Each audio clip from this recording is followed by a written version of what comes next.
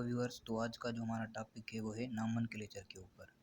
तो चलते हैं नॉमेनक्लेचर क्यों पढ़ते हैं। तो first of all introduction to nomenclature.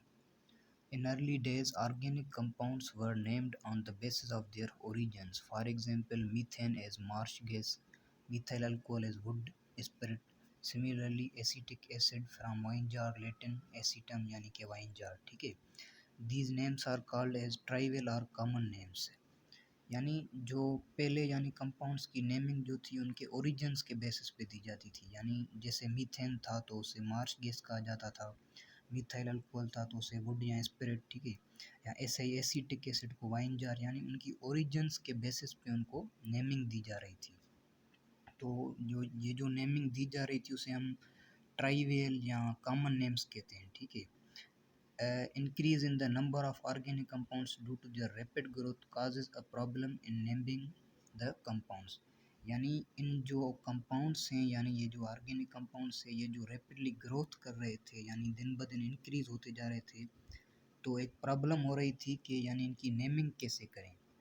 तो इसी वजह से नॉमेनक्लेचर का जो है आगाज़ किया गया, ठीक है। नॉमेनक्लेचर को बेसिकली हम कहते ही हैं कि यानी टू गिव द नेमिंग, ठीक है, यानी किसी भी चीज़ को नेम देना, ऐसे हम नॉमेनक्लेचर कहते हैं।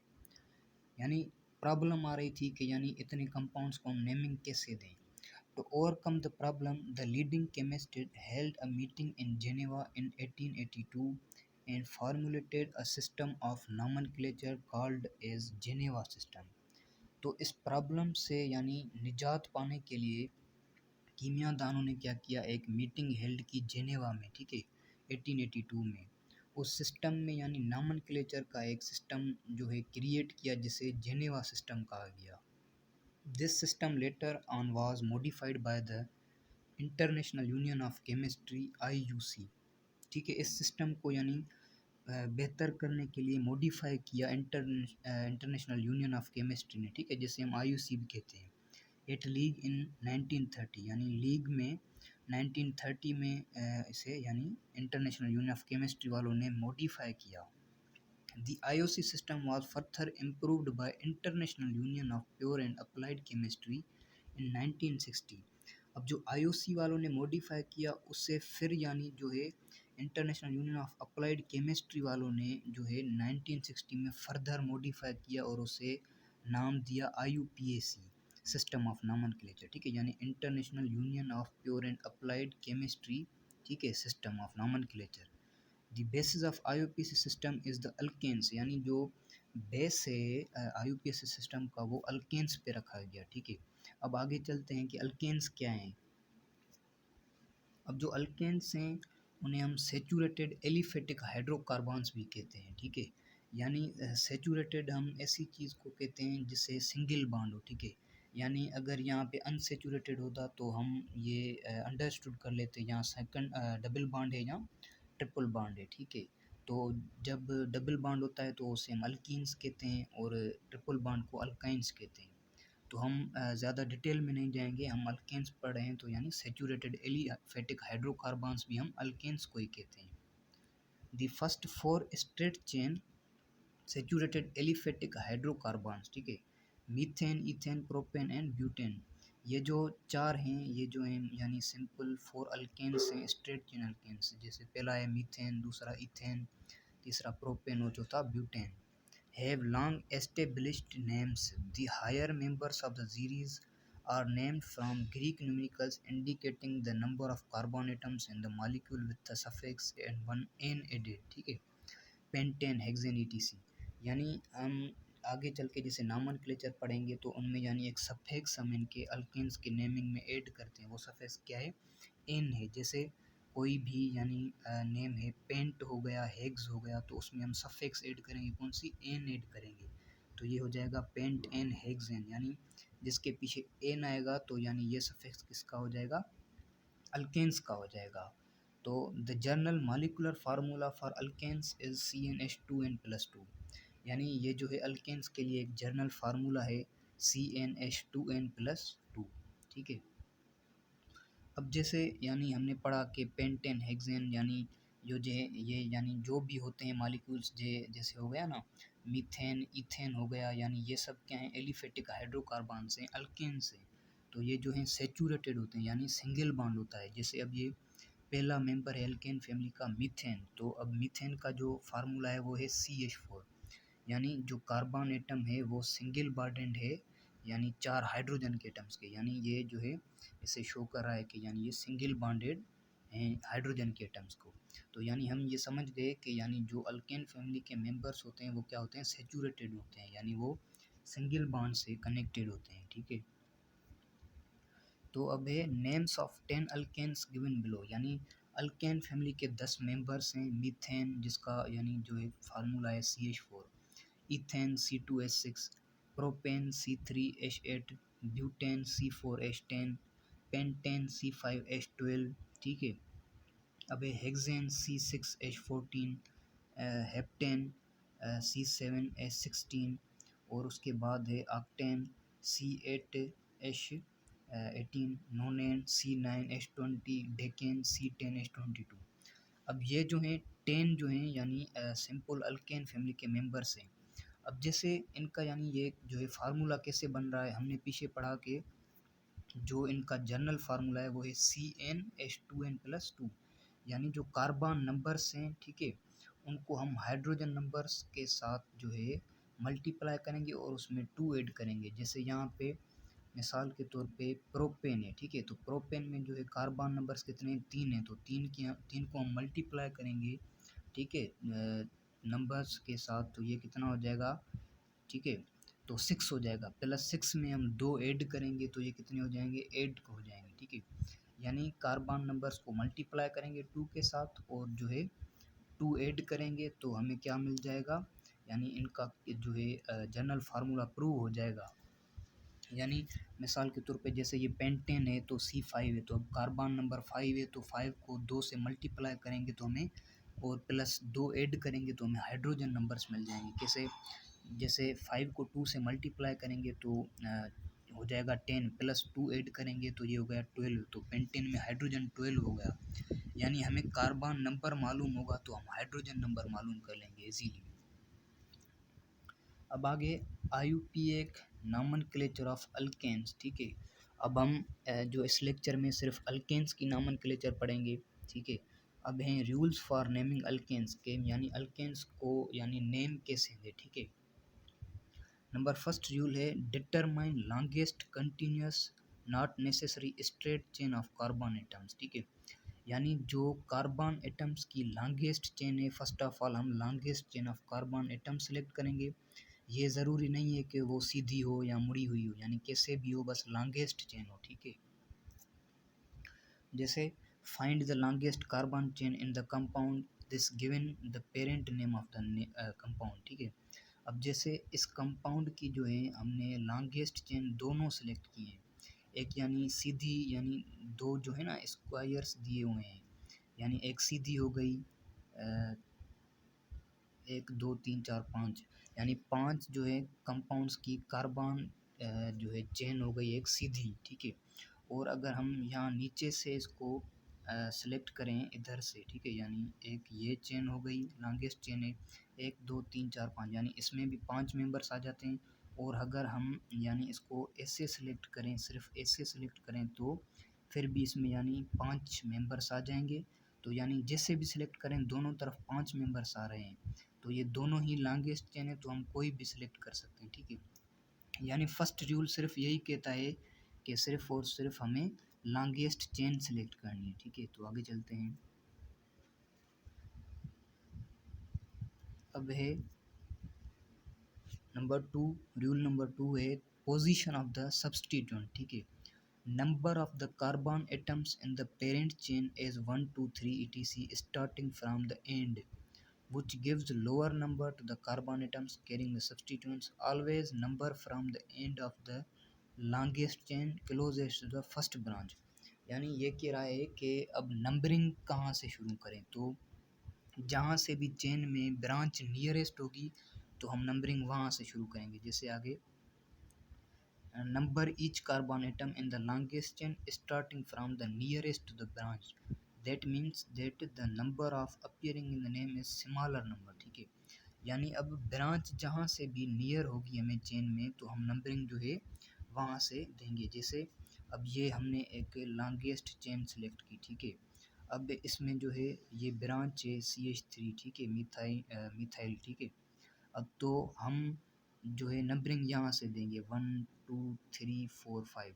अब हम यहाँ से नहीं दे सकते, यहाँ से जो है यानी फार हो जाएगी 1 2 3 4, तो जो ब्रांच है वो नंबर 4 पे आएगी। और अगर यहाँ से दे तो 1 2, तो अब हमें 2 जो है नियर पड़ता है, तो हम जो है नंबरिंग यहाँ से करेक्ट नंबरिंग इस साइड से होगी, इस साइड से करेक्ट नंबरिंग नहीं होगी, ठीक है। तो यानी सेकंड रूल यही कहता है कि हम जो है नंबरिंग कहाँ से देंगे, जहाँ से ब्रांच हमें नियरेस्ट पड़े, ठीक है। अब है name the group joint to the chain and state the number of the carbon atom to which it is joint, ठीक है।